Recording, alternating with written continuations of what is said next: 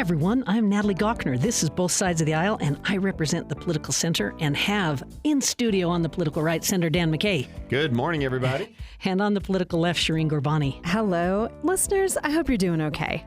I am fascinated, you two, by watching Marco Rubio in his new role as Secretary of State. I think he's just an interesting guy. He's kind of a prince-looking guy. You know, of course, he was a presidential candidate. Oh, not like time. Prince. Right. I use it to mean he's an Adonis. He's attractive. Oh, really? You know, okay. All that. Got it. He's sensible to me compared to some of the people in the Trump administration. I think Shireen does not think Marco Rubio is That's not my thing. So. That's not my thing. Well, he met with a high-level delegation from Kyiv in Saudi Arabia to talk about what concessions we're willing to make, they're willing to make. They want security guarantees from the U.S. The U.S., of course, is after a mineral deal. Shireen, do you like watching Marco on the beat? Watching him nearly disappear into the couch when we had the completely unhinged and deeply, I think, troubling conversation between Zelensky and Trump and Vance at the White House recently. I have to say this has to be one of the most difficult positions that exists right now. I hope he's keeping a journal. Yeah, my goodness. The tensions between, I would say, the world philosophy that he brings, which honestly I would say is more hawkish than what we would see from Trump. And Vance has straight up said we should basically abandon Ukraine. So I think that there have to be some very strict competing ideologies around our engagement globally, and that must be difficult to balance. Yeah. Dan, when he was a rising senator, a lot of words went around the political class that he's on the LDS membership rolls. Do you remember this? I do remember, yeah. He's from Nevada. I think he grew up LDS or and in a low-income home that received a lot of assistance through the local LDS bishop, and he was baptized. And I don't know if it's still, enforced that way, but it's sort of an interesting local connection. Yeah, local. But Dan, we're talking more global. Anything on Marco Rubio's current leadership? Well, I think it is hard when you're Marco Rubio, where you're used to being a senator, and then you go in and now you're Secretary of State, and you're dealing with trying to negotiate what, really the president is and his agenda, and trying to make that consistent. I remember reading in the Nikki Haley book when she talked about the difficulty of trying to balance what needed to move forward for the country versus how the president's, edict would be, and trying to balance those two and make meaningful change. Yeah, you're caught. It's tough. I think that's tough as a staff position. Usually as a senator, he's been able to go his own way. Yeah, I feel it. Okay. Canada. I want to talk about Canada for a minute. The Liberal Party election has happened. Mark Carney has won. He'll replace Trudeau as prime minister. I've read a little bit about this guy. He's interesting to me because he's a banker. Yeah. Yeah. And they call him a technocrat, a globalist technocrat, who's had a role with the World Bank. He's been at Oxford and Harvard, well-educated, a Wall Street investment firm, Goldman Sachs. He's got his work cut out for him. Yeah. Between our country and Canada right now. And I heard a local commentator compare it to a German Shepherd and a Chihuahua. Oh. Just in terms of economic strength and size. Yeah. And, no matter what, Canada loses in a trade war, but they can hurt us a lot. And it's already started. You saw the power, that Trump came out this morning and was talking about, we've allowed a significant portion of our country to receive its only source of power through Canadian influences. And why anybody thought that was a national security benefit just shows there are risks, right, to foreign policy and trying to balance those things. And I think the Trump looking at the tariff, this shows in the power realm how they can cut, right? The long-term effect of this, though, will be, I think, it's going to be tough to watch for a while. It is. There's a lot of pain. If you remember from the State of the Union, I think Natalie caught it too.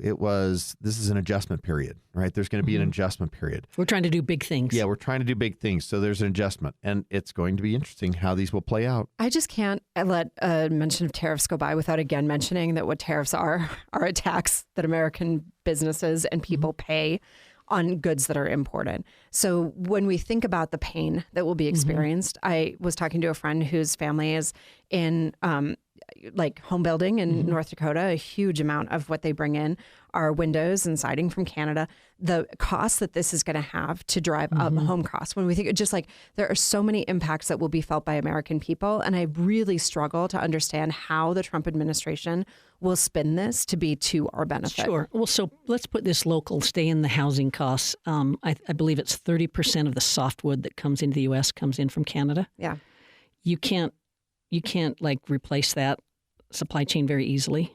I believe it's somewhere north of that in terms of gypsum that comes in from Mexico. Yeah. Gypsum's got unique qualities. There's not substitutes for it. Both of those go into home building, right? Yeah. I think that framing costs are the highest costs of a home. It's like 12% of the costs, and that softwood is the source for that. And so, Dan, elected leader's job just got harder.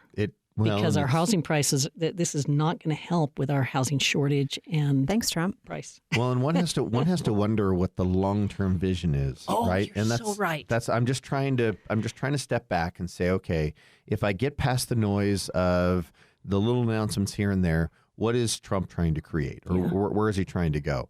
And it feels like all of this is leading towards how does he get interest rates down? How does he get a stabilized economy that is more American supported as opposed to, supported outside the borders? And I think basically he's unwinding 20, 30 years of, free market interaction with the world and trying to bring some of that back home to focus on, and in some points, I think what the president is learning is that we in 25, 30 years have become so dependent really for production on so many things outside the United States that this adjustment period might be harder than he planned. Well, this sounds like an argument or maybe praise of the CHIPS Act, which is nice to hear coming from you.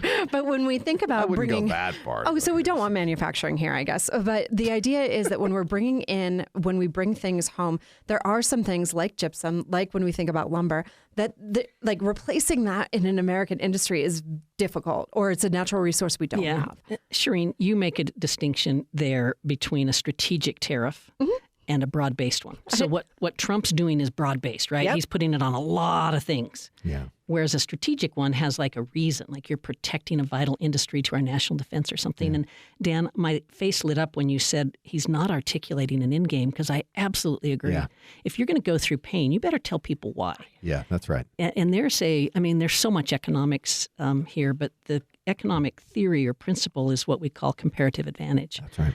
And when Dan says 20 or 30 years of global trade, there's a reason why that is helpful, because it maximized choice, it lowered price. Right. When you open markets, economies grow, they prosper. And what the president's doing by restricting it, by narrowing it, prices will be higher. You won't have as much choice. And there's no question. I think the alternative, when you look at that, right, you now have created a dependency in some ways on some of this production. And I think that's what the president is concerned about, or what it feels like.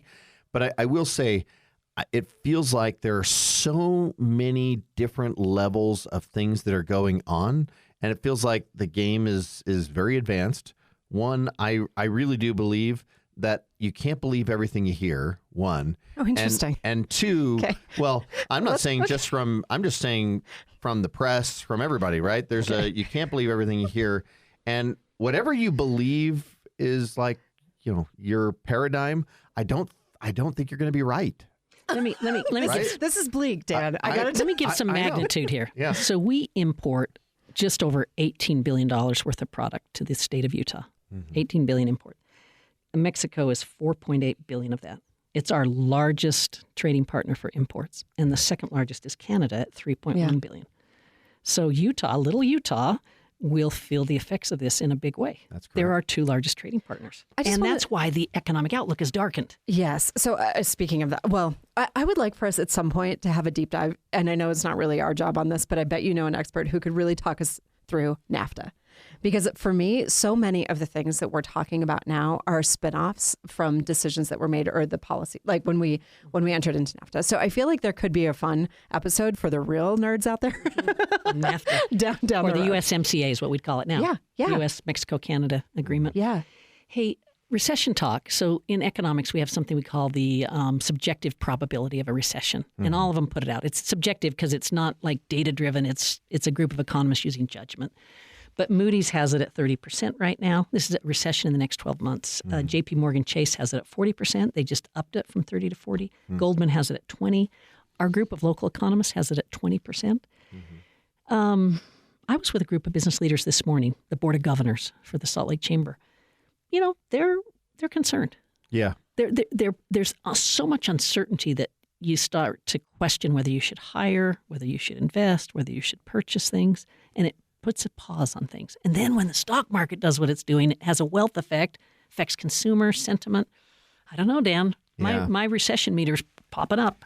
Well, you know, 20% still means 80% not likely, right? So, and in part, they're saying that because look at what this U.S. economy has done. It has blown through a lot of challenges. That's exactly right. Strong labor market. That's why I do wish that the administration would say, here's our end game. Here's our goal. Here's what we're trying to do.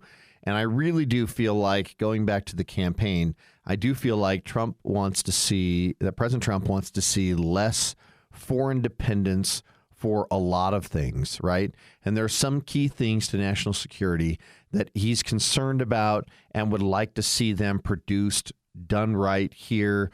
You know, look at issues we've had with Chinese circuit boards and reporting back, right? Look at, you know, just overall energy dependence. And some of this stuff really, it seems like we're forgetting the value of having some of those things homemade. And there's some push to do that again. Can the president pull that off in 4 years? I don't know. This is and not absent serious change. Huge risk here. Okay, let's wrap up this segment. But in the next segment, I do want to talk about Elon Musk for just a minute, and then we'll move on to local news. So Stay tuned, everybody. Natalie Gochner with Shireen Gorbani and Dan McKay. You're listening to Both Sides of the Aisle on Utah Public Radio. We love to hear from listeners like you. If you would like to send us a comment, email bsotapodcast@gmail.com. That's bsotapodcast@gmail.com. Thanks for listening. Shireen Gorbani on the left. Dan McKay on the right. Natalie Gochner, I'm in the political center, and this is Both Sides of the Aisle. I mentioned I want to talk about Elon Musk just a little bit more. Shireen, I thought it was so funny when his big quote of the last couple of days is, most of the federal spending is entitlements. And I'm like, you think? Yeah. It took you that long to figure that out? Yeah. Just a reminder that the defense budget in this country is about $850 billion. Interest on the debt's about $900 billion, more than defense. Right. And entitlements sitting there at $4.1 trillion. Yeah. This is where I would have started. That's why discretionary spending I wouldn't have gone is after so people's jobs, the workforce. I would have gone after changing the retirement age, you know. Yep. I always, again, Mrs. Definitions over here. I know that we call them entitlements generally, but what we're talking about, Social Security is a system that people have paid into their entire lives, right? That are moving on to Social Security now. When we think about things like Medicare, Medicaid, these are critical safety nets that ensure that people, some of the most disadvantaged among us, have some sort of safety net. I've told this story before, but the reason that my mom, who was a single mom for most of her life, didn't lose literally everything that she had when she got diagnosed with pancreatic cancer was because she was old enough to be on Medicare. And these are, yes, they are, we refer to them generally as entitlements, but these are programs that are central to the security and safety of many Americans. I love how Shireen captures it. In public finance terms, we would use direct statutory funding. There you go. So what entitlement is really meaning is that we must do it according to law. Yeah. Right. We don't have discretion through the budget process. Yeah. I was wondering when they'd get to entitlements. Right? That's crazy. It's like when direct he said statutory funding. Is that what it is? Yeah. He said, when he said that most of the budget's in that, and I'm just like, why didn't you start there? Yeah. Well, and you have to wonder a little bit. Maybe it's political naivete that Elon Musk is talking from, because you heard Trump during the election cycle talk about how he wasn't going to touch Social Security and wasn't going to touch Medicare and leave some of those benefits alone. And so, that's where clearly when you're talking about the trillions compared to all the other expenditures, I get it. The part that I wonder, and this is just not Republican lawmaker, get rid of principle, everything else. you have to wonder, we are providing health care for seniors in the most expensive way we possibly can, right? And people are starting to wonder, like, are we doing it right? Should we be doing it differently? And I think that's the kind of stuff that Elon could be focused on, where we could start focusing the entire Medicare and Medicaid system, instead of being a fee for service, being a fee for care. And, we've seen a lot of those models out of IHC and others here locally who've tried to focus more on care and less for service. And we found significant savings in those at the state level. And is there a way to take that to the federal level and do some of those things so that we can get some of those savings? That's what I think would be very meaningful. You're trying to keep people out of the hospital. That's exactly right. Yeah. I would just also invite people to read the book Poverty by America, which I feel like I've mentioned here before, but I'm actually re-listening to. It's by Matthew Desmond, the same person who wrote Evicted. There are a lot of opportunities, certainly, to look at ways that we might improve. I think value-based care, right, keeping people healthy is a huge opportunity. These are programs also that require upfront costs. Think about SNAP, the benefit that we have when people have food benefits and they're able to eat healthy food. It significantly improves, right, like long-term stability.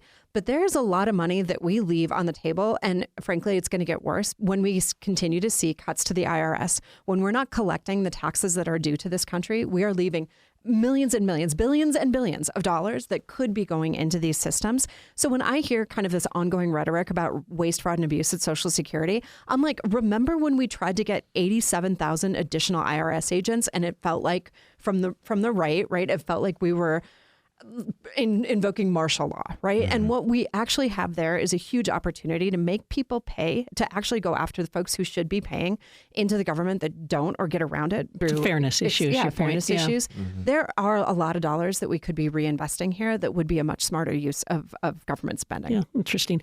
Hey, so Dan, I want to turn it to you and the post-legislative session, and I'll set this up by saying I spent so many years in the executive branch, and you work so hard to prepare the governor's budget. That's before the session. Then you follow everything during the session. But then you enter the veto period. And so what I'm trying to get at is my favorite part. The poor executive branch never gets a break. Never. But now the governor's got, how many days does he have? Is it 30? Yeah, 30. 30 days since the end of the session to sign or let legislation go into law without his signature or veto it. You seen any vetoes? Is there any rumblings? I haven't heard any. I think the governor is playing this very close to his vest. There are some bills that cause concern, I think. And so, I've heard rumblings of, there was a bill, I think it was House Bill 516, if I remember right. And it was a bill that was aimed at the car manufacturers ran the bill with the House sponsor and Senate sponsor, but they were aimed at Volkswagen starting up its own e-vehicle program, its own e-vehicle business, another brand. And then in taking that brand, they wanted to function outside the dealership model like Tesla does in the state of Utah, right? And they were planning to do that. Well, they, wanted to come in and change the law so that Volkswagen couldn't do it because they have other brands and they have relationships. So those franchise agreement things, those are always tenuous. You don't think the vote by mail is getting looked at close? No, I think it is. I say that because he was the former chief election officer, and he's got the lieutenant governor now with him, and. I think it is, but I think the governor and the lieutenant governor's staff were involved in the negotiations. I don't know that for sure. It doesn't but I have think an effective date till 2029. So that softens it quite a bit. There's time for us to evaluate and make sure we've gotten it right. Yeah, and you voted for that. So basically, to end vote by mail as we know it in this state, it's a massive restructuring. Well, we ended vote in person with the same fanfare, and no one seemed to be that worried about it. You could still vote in person, right? And then I think that one of the questions that I have is just like, can you help explain to people why this makes our elections safer or better? Well, having a clean voter roll and making sure that we're not sending ballots out to people that aren't voting and aren't participating and aren't having a bunch of random ballots laying around is not a good idea, right? And this last election, we had almost 20%. We're just, it's just sitting out there. And so the question was, is that the way we should do it? And asking that from a safeness, from a fairness, from a secure standpoint, it was no, let's not overmail. One, it's expensive. And two, let's make sure people are verifying that they live here in Utah and that they have that they're able to participate in their local elections where they're supposed to. I mean, I know there are several that don't, and they don't change their address, and they still participate where they got their mail. Yeah, I think there's just some really messy pieces of this. Like one of the things that I noticed that in some ways I think is good, right? Which is the sense that instead of just putting, like, I guess it was the last four of your driver's license, now you can put your social security or different, just the administrative cost of changing that is also Herculean, right? And when we're thinking about now ballots having to be in by 8 o'clock on election day, which I think there's the nice thing about this is there's a long enough runway to really educate the public on this. But now we're also sending out letters. And if I remember, I don't have the number at the top of my head, but I remember the cost of the affidavit. 6 million, if I remember right. And the affidavit process, I was thinking about just the affidavit process to get people to verify at Salt Lake County when I was there is a lot. So we're talking about additional tax burden to fix a problem that wasn't broken, right? Yeah. So I think that that's really something that when we kind of talk about the efficiency of this state. Let's put some numbers to it, and then I'll have a perspective. The audits found that there were likely 2 people who had deceased that voted, and there was 3 people who voted twice. Yeah. So these are pretty small numbers. But I get we have to restore trust in Utah's elections. And the reason I say that is I'm not worried, but politicians hear from their constituents, and they must have heard enough about they're worried about the integrity of the elections to take action. That's so what I was going to say. They have an ear that I don't get. That's what I was going to say is there is a lot of chatter. There's a lot of conversation. We're hearing from constituents in town halls or whatever. But you realize where the bill started was no vote by mail. And, slowly eroded, the process brought it to a 2029 effective date. It made more opportunities for identification to be ratified for the process. And I think all of those things are very, very valid. And if there's a way to accomplish a secure and a fair election that gets as many people involved as possibly can, I think all those things need to be balanced. And I think HB 300 is a great way to try and get all of those things. So I just want to say, you said it started with no vote by mail. It did, but it also started with the Heritage Foundation. So some of the same people who were involved in Project 2025. So I just think that when we are told that these ideas are bubbling up, we should also understand that some of the most powerful voices that are in the ears of our legislators are groups like that. That come from out of state, your point. I'm interested. Dan, we should get your wisdom. Unlike all the money that's funding, lawsuits over gerrymandering, which, clearly comes from out of state as well. So that's not a problem, I'm sure. Well, we need to talk about pride flags. And Dan, you have so much experience here because you were the person who had a failed attempt last session in the final hours to pass a bill like this. Now we've got Trevor Lee, who sponsored HB 77. And you were the Senate sponsor, correct? Yeah, and banned pride flags from Utah schools and government buildings. I think I know the argument here, but give us color commentary just briefly. We were hearing from constituents, and believe it or not, I hear from people who call me their senator, even though they live in Salt Lake City. And they feel like there's a frustration with, hey, my government flies politically motivated material and displays politically motivated material all the time at their city building.